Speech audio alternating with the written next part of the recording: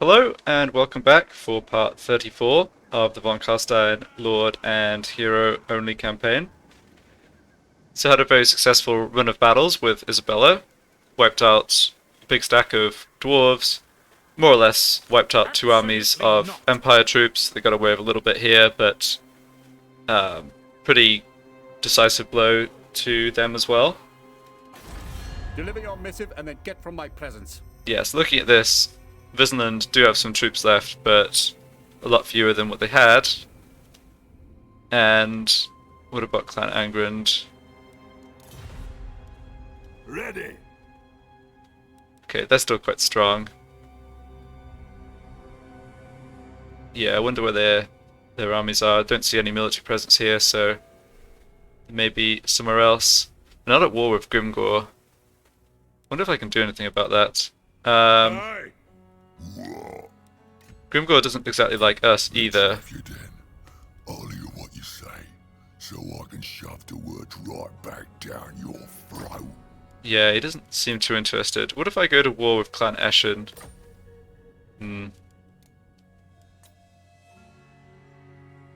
It's not like he doesn't like Clan Angrund, it's just that he probably doesn't want an extra enemy.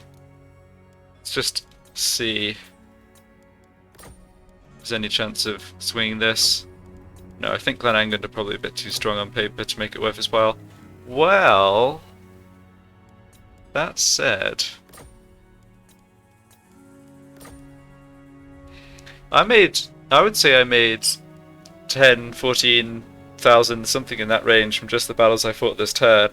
So this is a big chunk of my total money, but it's not too much compared to how much I can earn each turn.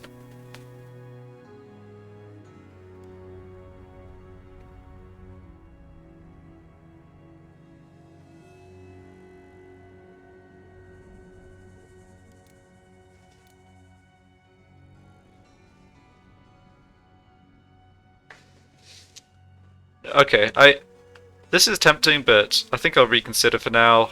We did enough damage this turn that I actually think a Boresh can afford to head back over east towards this dwarf army. They may take a bit of territory off us, but it shouldn't be too much.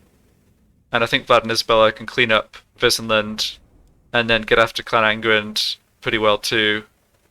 So I won't pay Grimgor money for this. I am curious about a non-aggression pact.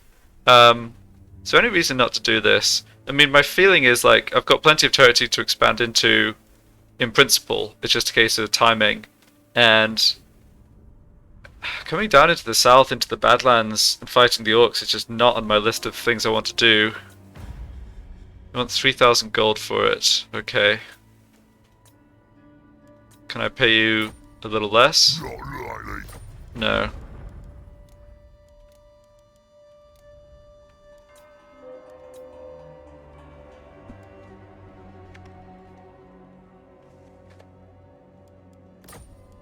Not doing that. I think I will spend, yeah, I'll spend a little bit of money. You're stupid. I will spend a bit to get this non-aggression pact, start improving relations.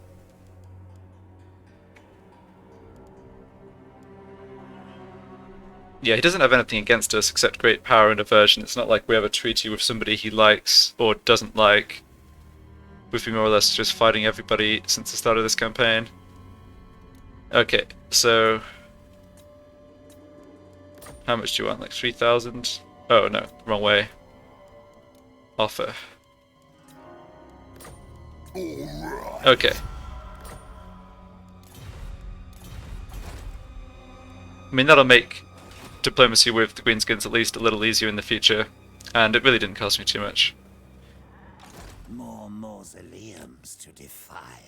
Alright, so My bloodline. let's go ahead and do what I said, start having Boresh head back over towards where he was by Caragdrimar or Cragmere. Cragmere is clearly the one that's in danger right now. Doesn't take him too long to get over there. And I think I'll join up every other hero I can to a Boresh. I really don't think Vlad and Isabella need more help. Right now, at least. This better be important. Yeah, he still has a Scroll of Stone, that's good. And he has a Necromancer who can do the casting of Wind of Death. Alright, Manfred over here is staying put for at least a bit longer. Yeah, just building up public order in this area.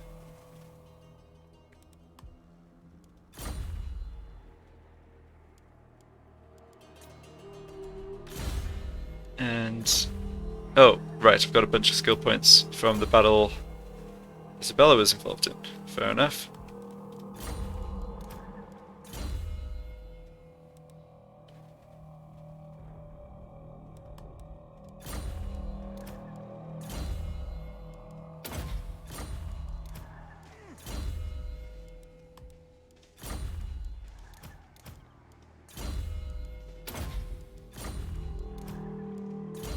Yeah, sadly not a great way to make my Necromancer any tankier. There's the tension between wanting him in within 30 meters of the vampires to get the regeneration aura onto them, but not wanting him to be attacked in melee. It may come a point where the vampires can take care of themselves and I don't need even one Necromancer in this army. Contemplating giving him a Nightmare. The problem is... yeah, that makes him even more of an easy target in melee. Alright, I'll give him a Nightmare, but take him off. I'll choose to have him mostly on foot still.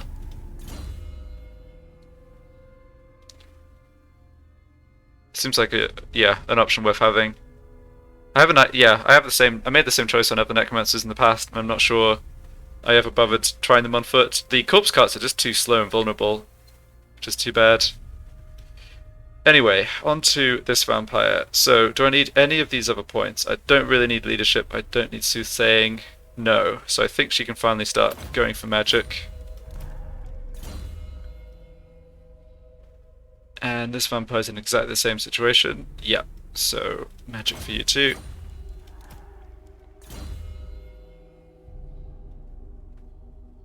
And also you. Oh, I'll grab the hunger first, particularly if I'm changing up how I'm using the necromancers. I mean, the hunger is, provided the vampires are in combat, the hunger lets them regenerate, which is doing the same thing as the necromancer aura anyway. Okay, so here's my new White King. So if I was to do more fighting up this way, I don't want to fight against Throg, I don't want to fight against the Skaven. If I had the choice, I would go after this lot. Hockland.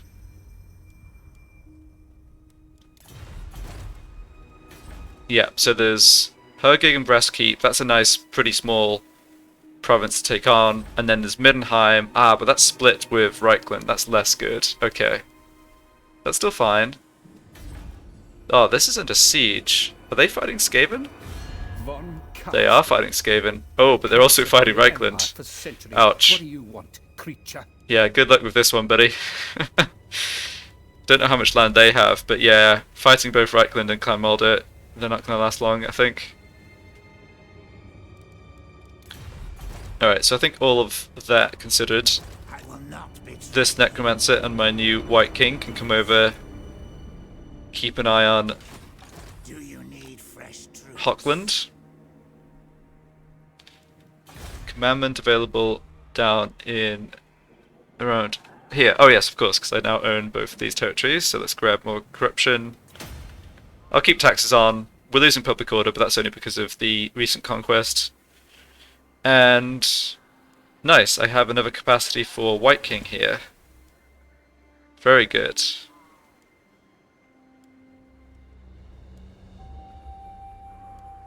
I don't normally like the fleet-footed trait, but it would let it the White King keep up the vampires. Let's make that recruitment. Oh, I can't make that recruitment yet in Drakenhof. I was thinking to get to get the new White King teamed up with a Borash. No, I can recruit. I just don't have the... That's right, I've got the building that lets me recruit, but not the one that adds the extra 2 ranks.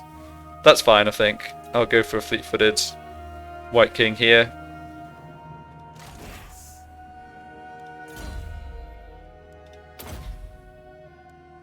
just work on defensive skills to start with.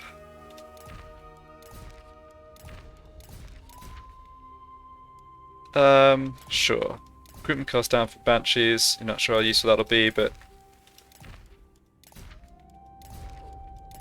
why not? Causes fear and terror. That's not so useful. Weapon strength plus 18%. Yeah. Give that to him.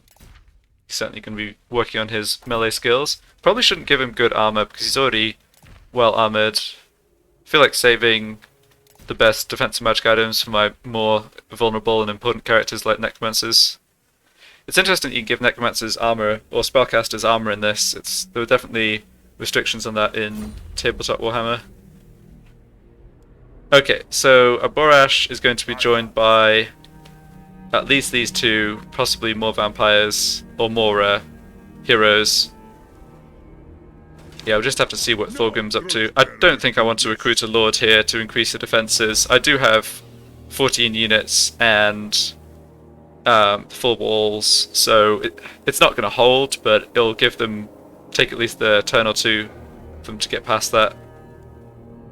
Just check if I have any other heroes. Yeah, one more Necromancer, that's right. I had that last turn and just couldn't afford it. Let's get him going this turn. Knowledgeable, confident. I think I'll go for knowledgeable. Yeah, he can join a Borash's army for a couple turns and then be another scout, I think. That all sounds fine.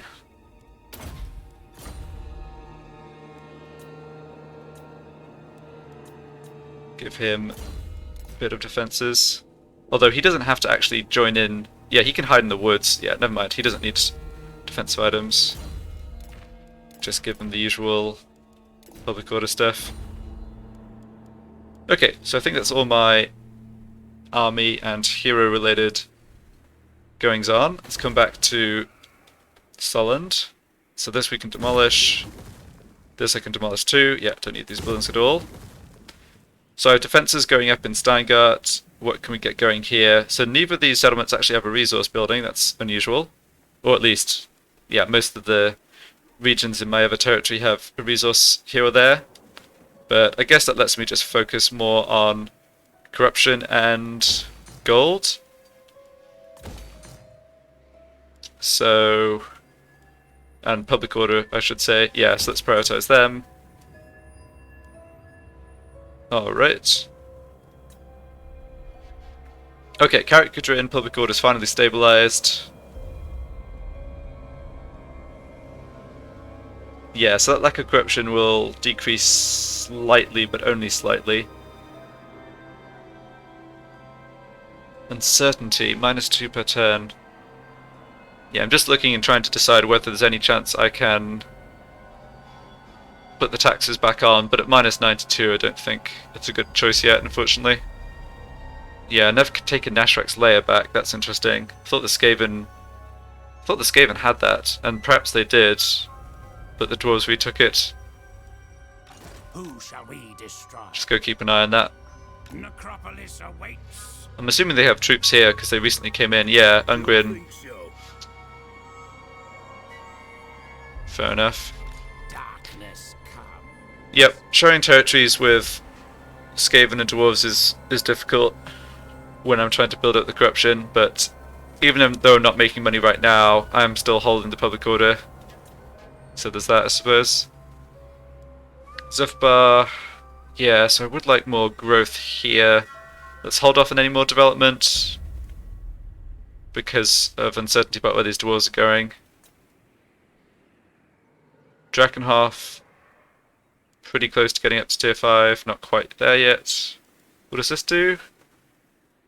+1 public order and extra wine production. Yeah, I don't need that one. Oh, Templehof can get to tier 5. That's really nice.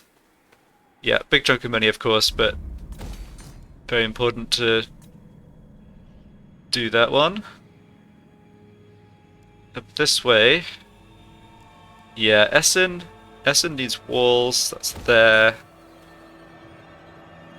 And this will be extra public order and money. Yeah, that's a good combination. Don't need to upgrade the growth building just yet. The moot's fine. Already done you. Aberheim's fine. And I think that puts me more or less back where I started. Yeah. Yeah, doing a really nice job getting territory developed. It obviously does take a lot of money, however, you do eventually get that back from the higher tier capital buildings. They actually make quite a nice amount of money for the vampires.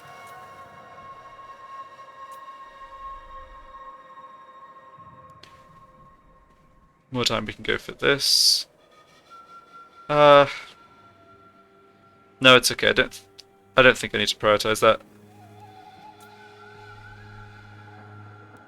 If I go for this in the moot, I get +2 vampiric corruption in adjacent regions, but unfortunately the moot is only adjacent to my, it doesn't affect the new territory I just picked up, so I don't feel like that's particularly important.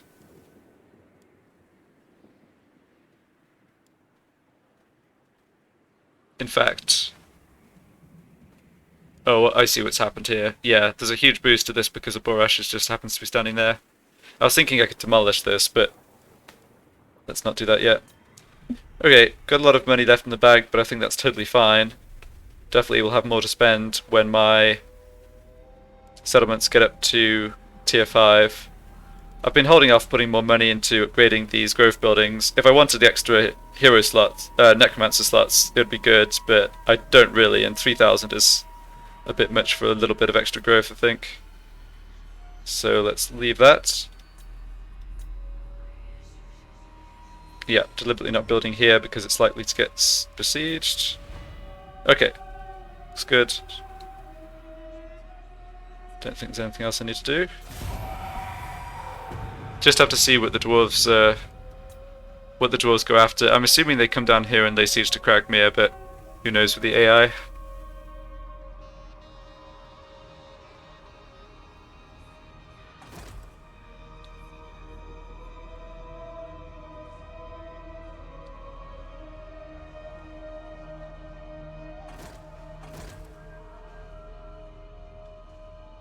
Didn't actually show him moving. Interesting. He may have used the underwear again, I guess.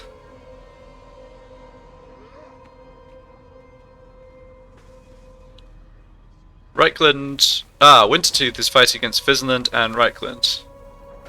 Okay. Not sure that's going to have too much impact here, but still. Alright, and the leftovers of the Vizsland army are up in this area. On thy knees. You guys broke your non-aggression pact with me, and now you're charging me to make it again? Go away. Silly goblin.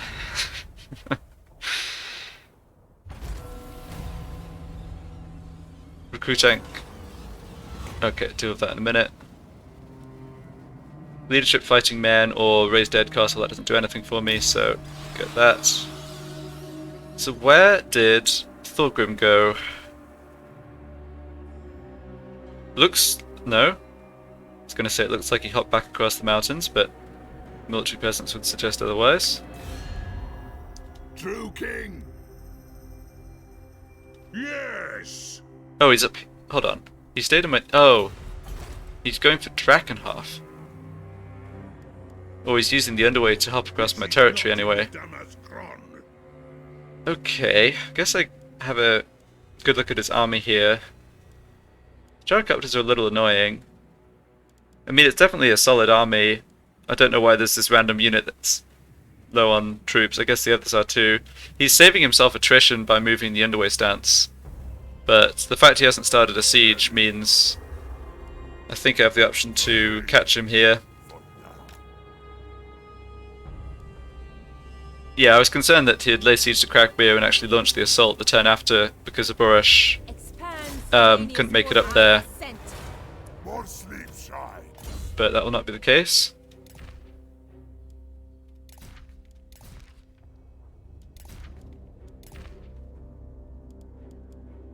I don't want to put 17% war save on a vampire. Yeah,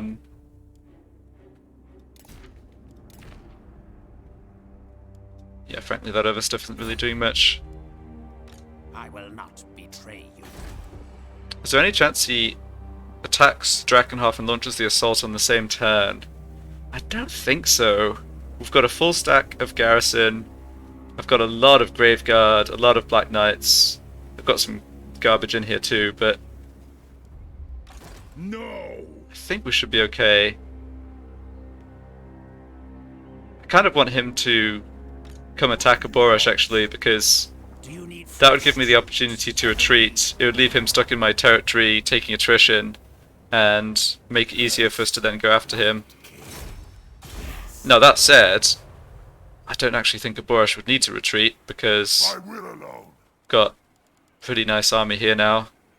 We'll just see what he does. I won't use Force March. He might... Well, yeah, like I was saying, who knows what the Dwarves are planning. He may be on his way up to try and retake Karak Kadrin. We'll just have to see.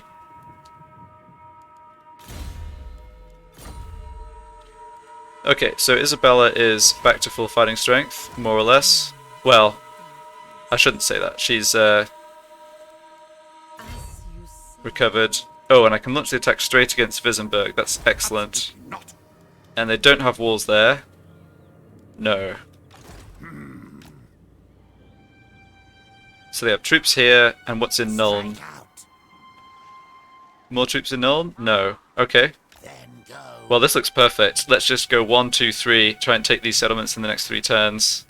I am invincible. Maybe have Vlad launch the attack and Isabella support. Don't think it matters too much.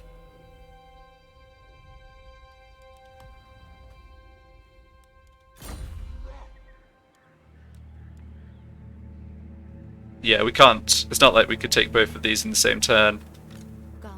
So Isabella may as well launch the attack. No mercy.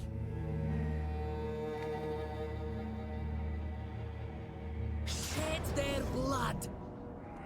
Alright, well, Bring them death. I won't auto-resolve this one just because I have that Necromancer a bit low on health. All shall know me. But I think we should be okay here.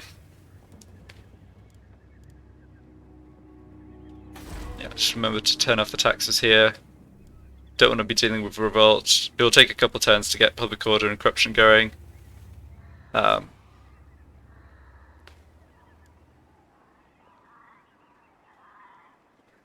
Yeah, still having a revolt in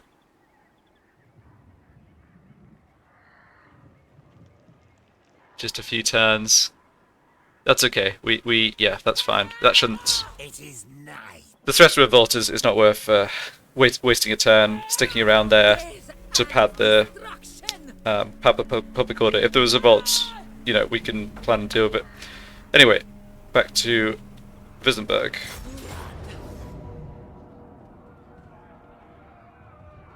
Yeah, so fight this manually.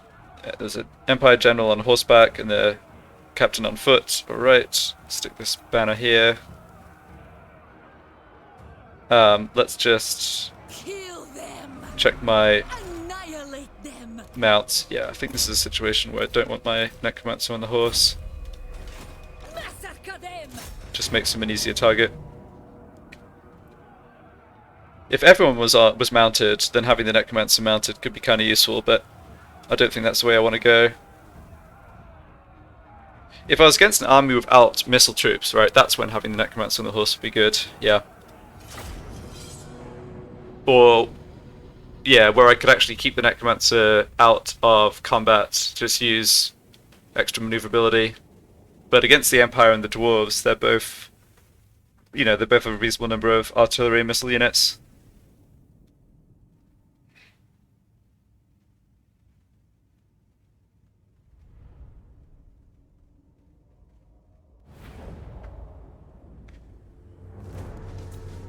Queen of Death. Alright, just let Vlad join up.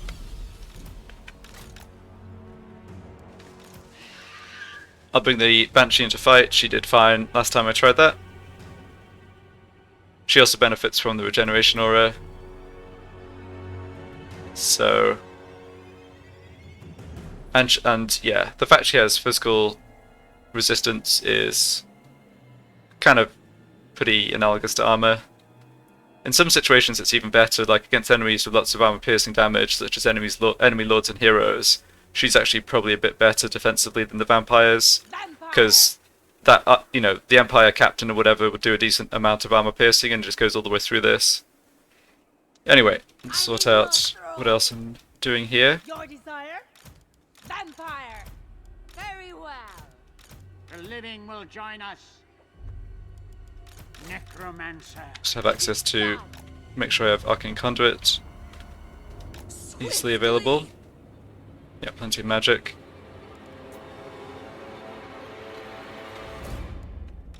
Pop this for the extra move.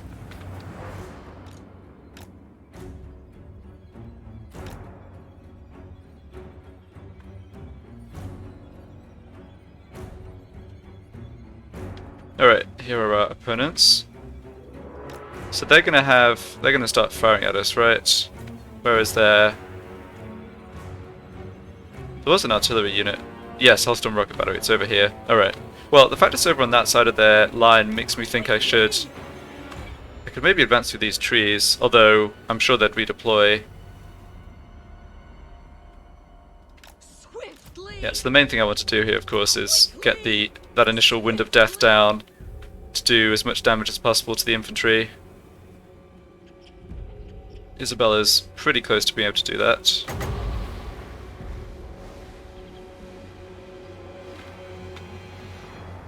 I think something like this would be a good start. For blood. That Hellstorm rocket battery is just slow to redeploy because they're definitely in range of us. Or maybe we're actually out of line of sight, huh? Oh well. Yeah, so that was a bit lucky. They brought up their second line just to where I was aiming. Swiftly. Okay, let's pull back, see if we can get another cast down. Pop the Arcane Conduits. Agreed. There is the Hellstorm rocket battery. We are immortal. Countess. They're going to be aiming for Isabella, so let's just have her stand a little ways away from the rest of the troops. Okay, and they're starting to advance now. I can't help but feel that we must be able to get another good Wind of Death here. Their formation just so deep, right?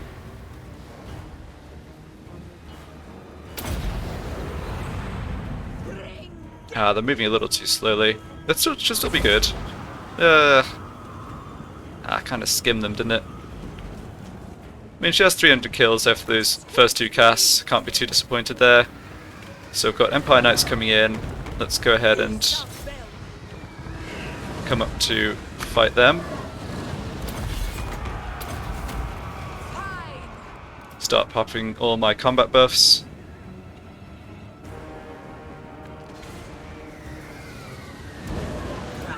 Start getting Wind of Shade down, Pit of Shades. For some reason I always stumble over the name of that spell.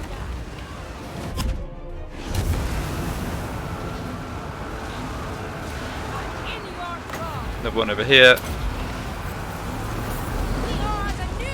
Okay, see if we can focus down their general. Get this debuff down. Get your regeneration going. Get that debuff down. Get the Assault of Stone down. And start casting this.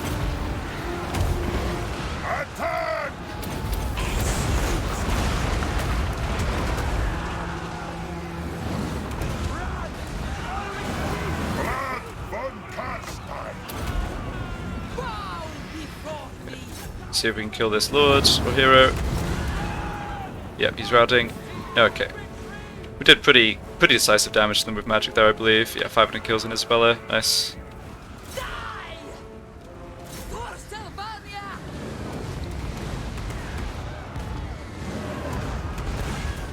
think their army's reasonably close to breaking. They may make another stand over this way.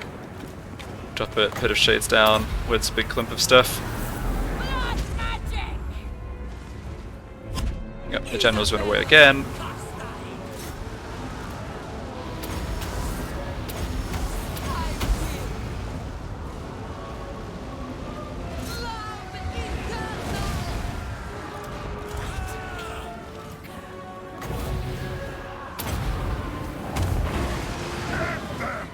Yep, they've had enough. Alright, everyone's routing. Excellent. Quickly! Pretty much went perfectly. Tiny bit of healing. And yeah, we're good.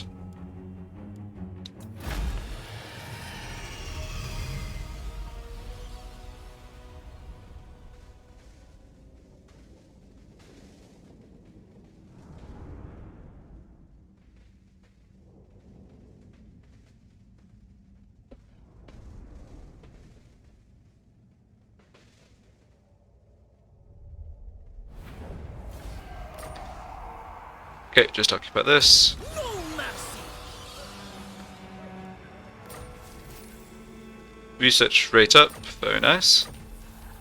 Yeah, I think a small tip or trick with the vampires is there is a chance of getting a research student when you're not currently researching something. So on the turn when you get a technology, but before you click to do a new one, if you get level ups on your heroes, they have a chance of getting that follower, which is pretty cool. It's hard to really exploit that too much to your advantage, but it can come up. Like last turn, for instance, we fought so many battles. If we'd had research slots open, I probably could have gotten, I don't know, 3, 4, 5 of those rolled.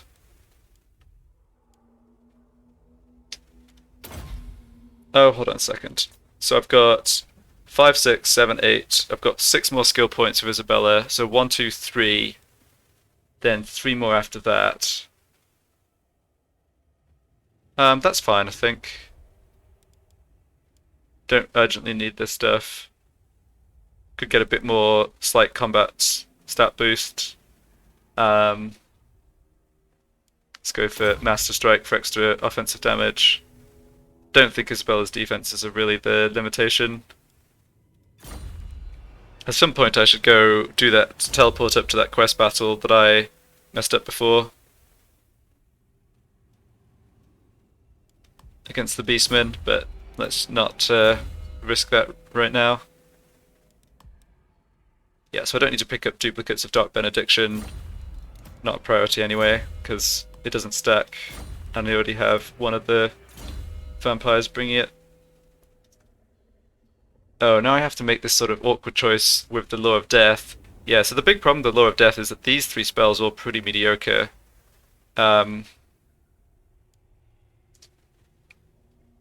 Yeah, especially in hard battle difficulty, penalizing dropping the enemy leadership doesn't do too much unless they're very close to breaking anyway. I'll try Soul Blight. Not convinced. I guess I've got multiple death casters here, so another of them could... Yeah, I can sort of mix up which spells to go for. Okay, and you're at the stage of starting Magic 2. And this Banshee's getting nice and high level. So let's sit on this skill point, and I can put 2 points in here for her next turn, or when she gets to rank 10. King of Darkness. Okay, and Vlad gets to rank 29. Yeah, so I concluded that I just put points into whatever here. They're wasted, but I just want to get up to Undeath Resurgence, so I need to. I am going. Yeah, so next turn we can take out Dot and back, no problem. Then the turn after probably Nuln. So that all looks great. Bow! Yeah, let's just keep scouting. That's owned by Reichland, okay. Min staggers down here. Yeah, so I think we've got line of sight of all of the Hochland territory. Don't think I'll rush to declare war with Manfred. I'd rather just get, particularly get walls finished here. Speaking of which, it's nice I can do the next tier upgrade. So yeah, 4 turns and then 3 turns in the walls, and then Manfred will be ready to move out. Any more? Oh yeah, I deliberately left that. Any more heroes? Yes. So we can't see too much of what's happening up this way. I'll just have the Necromancer hang around in this kind of region. I'd like a bit of advance warning if Carrick Gadwin is going to get attacked, for instance. Borash has moved. Everyone's moved, great. Let's grab next research choice. So I think we're at the point of more or less just going for extra income now. Yeah, we've got all the important stuff here. So Forbidden Libraries and Necromancer's Towers, we have to do that one before the Vampire upgrade. Yeah. Okay, and what do I want to build? Spots open in Fieldorf and need to do everything we can to help public order. I'm already doing that, I guess. Public order due to presence of lack of corruption. Yeah, I wish this didn't take 8 turns to build. It's kind of a problem. Let me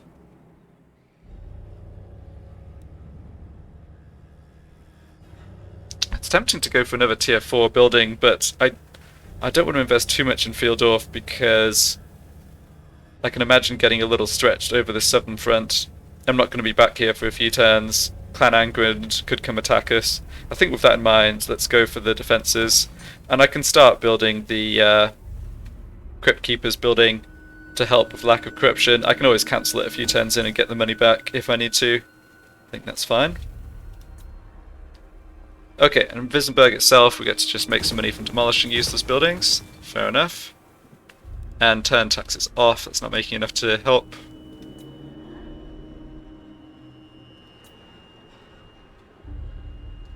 So Cragmere is safe. Yeah, Cragmere I'm going to say is safe. And go back, start to build that up.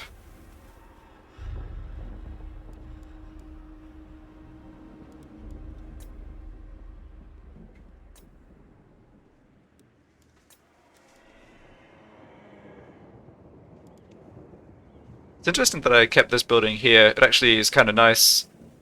You know, it if this army comes out of underground stance, they actually start taking a lot of attrition if they're within this region because of the awakened battlefield. I hadn't actually realised I still had this, and I maybe would have demolished it if I had realised, but could be quite nice here. Also extra campaign movement range, or sorry, it's a debuff to campaign movement range. Yeah. Anyway, nothing needs building there. Templehoff's also in good shape. Let's continue to get public order, or yeah, public order plus corruption spreading.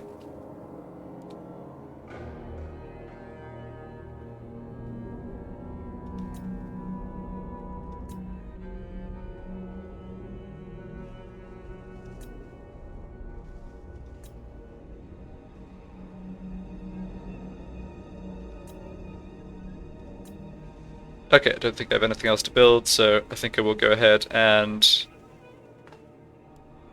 Oh, Kriegenheim was actually occupied by Hockland. Okay, that's good to know. So Needling, Flensburg, Vertbad. Yeah, let's go ahead and upgrade one of these growth buildings in. I'll choose Vertbad because it's just the best defended. And we can probably just sit on the rest of this money. Well, I've got so much, I may as well get a level 2 upgrade going there as well. And that doesn't cost too much. Alright, looks good. So, last turn I made a non-aggression pact with Grimgor, just to see if there's any chance I can leverage that into declaring war on one of my enemies. Make your offer, but do it quickly, before I kill you right where you stand. Yeah, I think he's probably doing fine against Clan Eschen, so this just doesn't have too much weight. Of course, I don't have much money now, which is going to make this, yeah, this isn't going to work. Alright. Not to worry.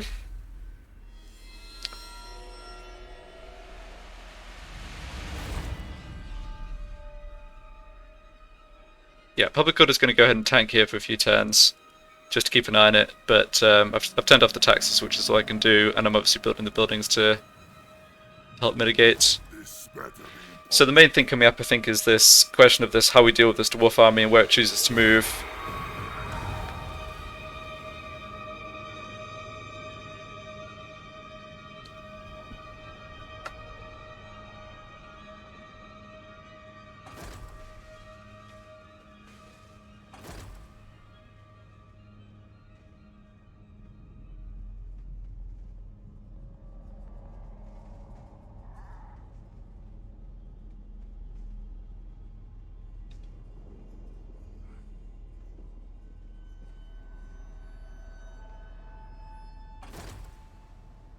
Aha! I think they're doing what I wanted and launching the attack on a Borash. Now. So the dwarves can't use underway stance here. I would say they've used at least half their movement getting over to me. I don't think they're going to be able to go into raiding stance. So I think they're going to be taking attrition. And with that in mind, I'm going to retreat. I could fight this battle, but I think I want to fight them when they've taken a bit more damage. Oh, mountain's in the way. That's awkward. Aha! Now he goes into force march and comes back up to here. Well, I think we've got him, because I think I can reach him and he's going to be in force march.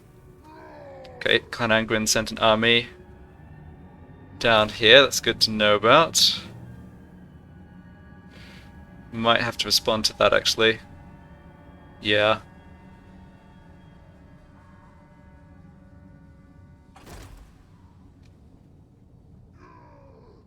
Whoa.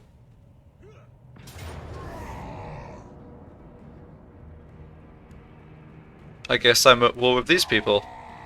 Oh, that's right. They're allied with somebody.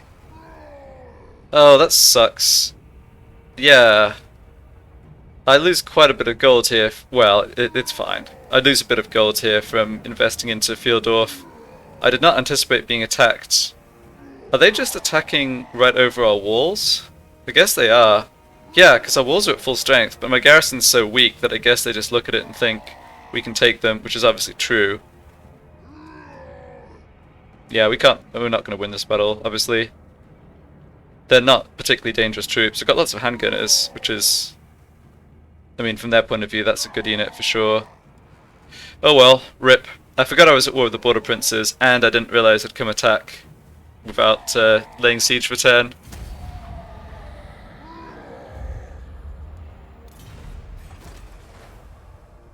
They only sacked it though. That looks like a... well, I think that's a mistake. Oh, they went into ambush stance. Huh.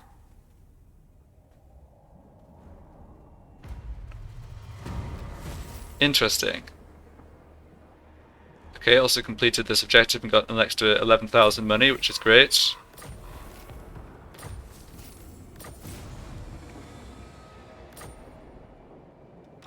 My bloodline calls.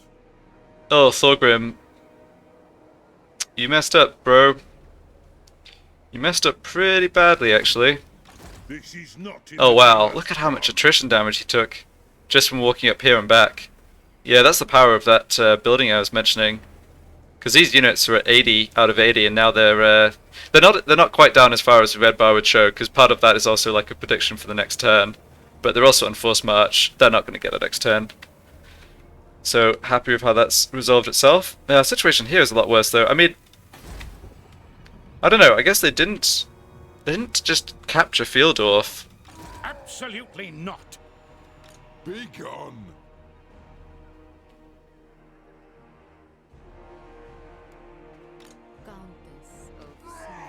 So I know there's an army here in ambush stance, but like, do I care?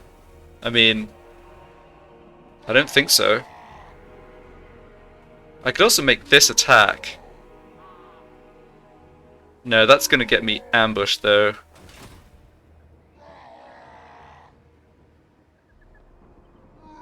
Yeah, I should have been paying a little closer attention to exactly where their army was standing when they went into ambush stance. I mean, being ambushed on an army of heroes is hardly the worst, but I really want to be the ones making the attack.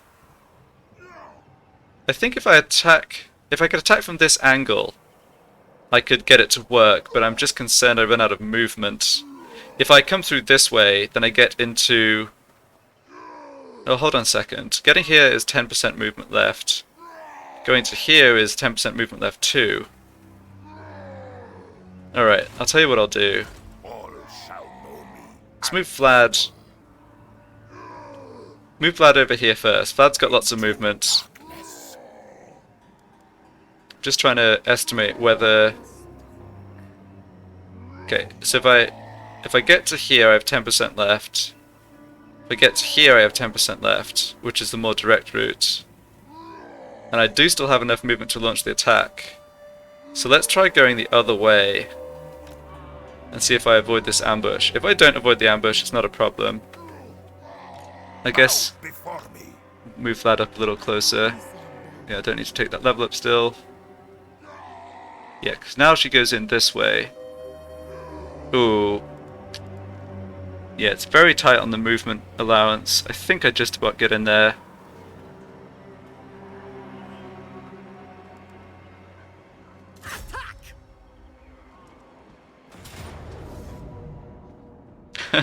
Okay.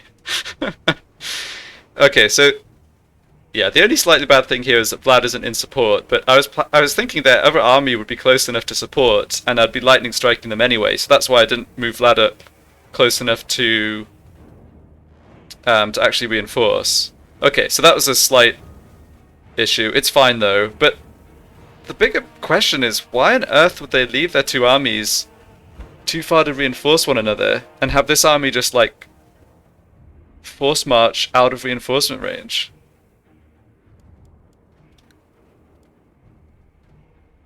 Alright, chalk it up for another AI special.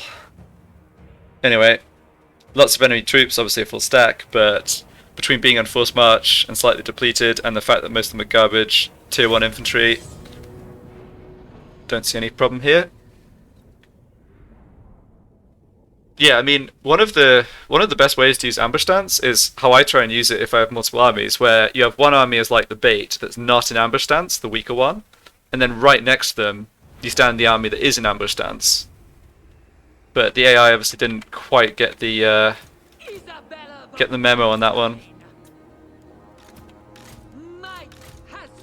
Anyway. Yes, they have some artillery and just infantry. They have no fast units. Your time has come, vampire. Got my On Carstein's extra arcane conduits here. quickly. Yeah, so they have mortars and then handgunners. And who's their general here? And he's on foot. Okay, that's good to know too, I guess.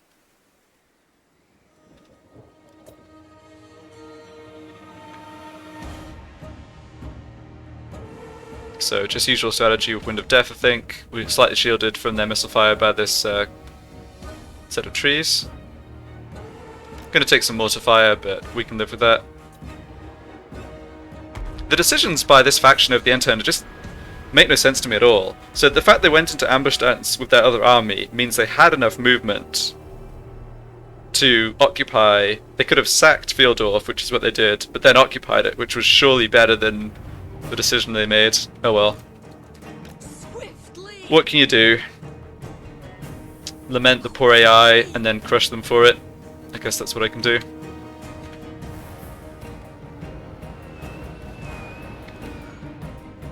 I think the first Wind of Death here is going to just be aimed right along that handgunner line.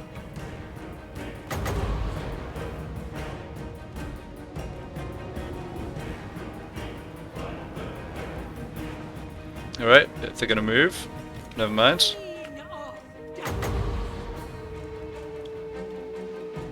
There we go.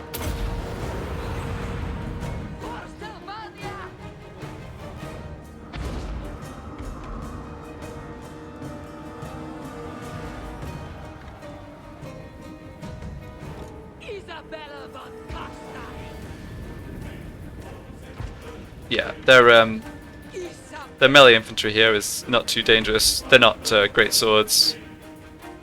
They're bad swords, or spearmen and swordsmen. Anyway.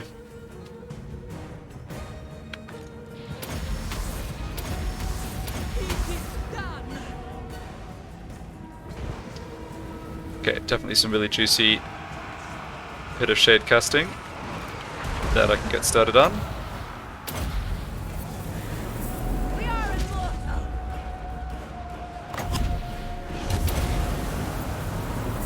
We are immortal.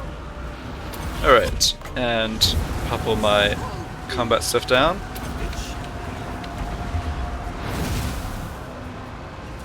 Wow, look at this. Enemy, yeah, mass rout of the useless enemy infantry, Empire infantry. Who could have seen that one coming?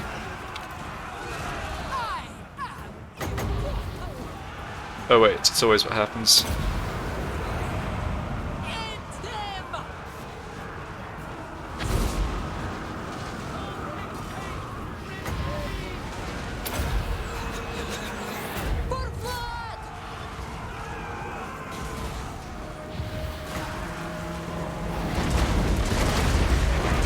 Oh, that was not a good sort of stone. Oh well. Are those done already? More or less. Let's head up towards the mortars.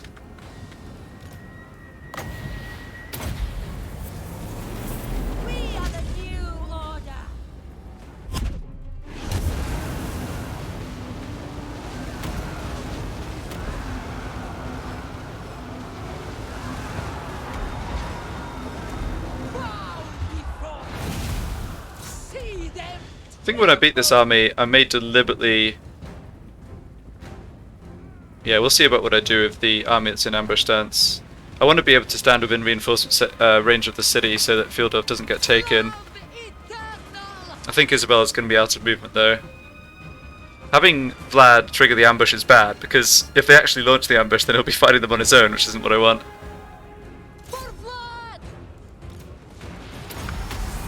Yeah, also have to bear in mind this army's on force march, so they're not going to be...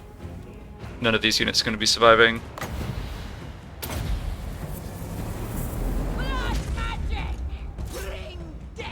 Don't think we have to kill too many more of them.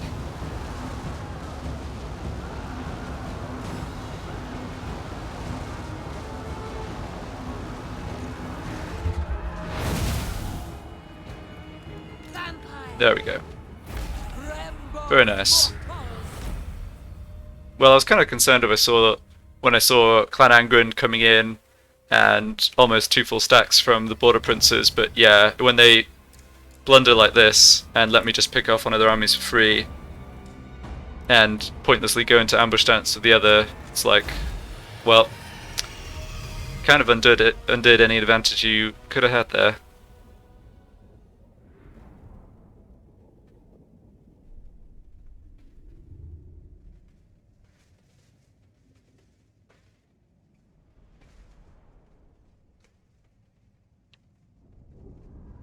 Bit embarrassing to have forgotten I was at war with the border princes. Oh well. Didn't get much money, that's fine. And you are dead. Great.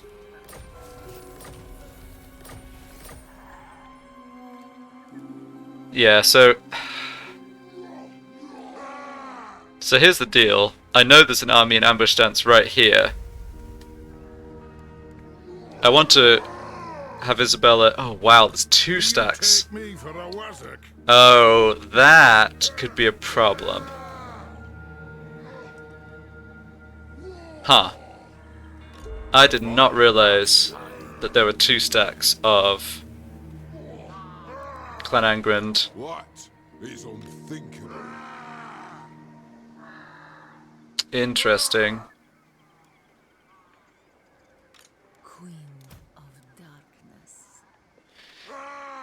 Okay, well, one possibility I think is to try and block this army. 65% chance of success. It would mean they couldn't get to Fieldorf except on a force march, and maybe not even then. Now, sadly, the rest of my army here is out of movement. I am invincible. No, that's not true. Isabella's out of movement. I still have enough movement on my other vampires. King of darkness. Yeah, so I have movement on Vlad and I have movement on my other vampires. I really want to spring this silly ambush and just wipe out this army that I know is standing here, but my only way to do it with Isabella would be to force march. So I could transfer my heroes to Vlad.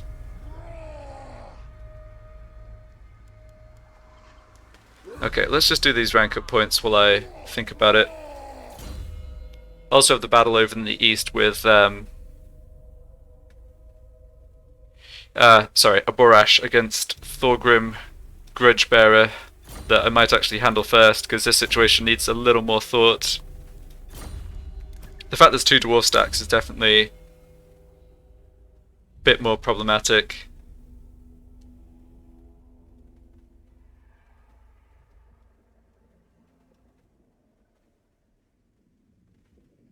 Alright, I think we're at the point of just spending points on almost anything. Gaze in the Gash is somewhat useful occasionally.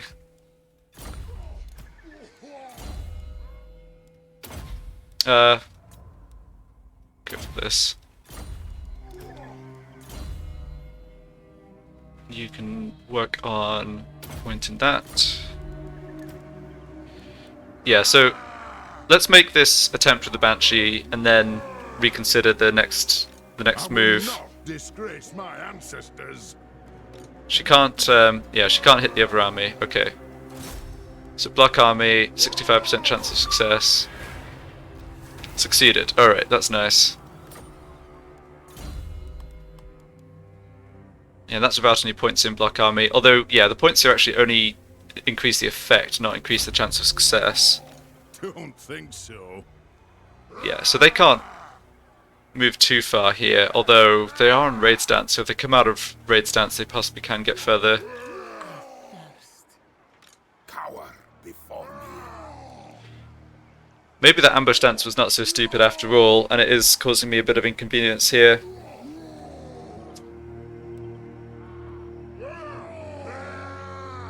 Okay, I know I've got another battle to deal with. Actually, I'm more or less out of time for recording this part. So let's go ahead and launch this attack against Thorgrim. Destroy them. And I won't actually fight the battle until next part, but I'll take the autosave. Yeah, so the battle's substantially in our favour. I'll fight it manually because I don't want the Necromancer to get wiped out, but there's definitely some errors made by the dwarves. They went after this army instead of attacking Drakenhof, which is exactly what I wanted them to do, but it resulted in them taking this attrition. Then why they decided to go into forced march when they couldn't get out of my range of attack, I don't know. AI things. Anyway, thanks for watching. Start next time with this fight, and then figure out what to do with the situation by Fildorf. So, see you then.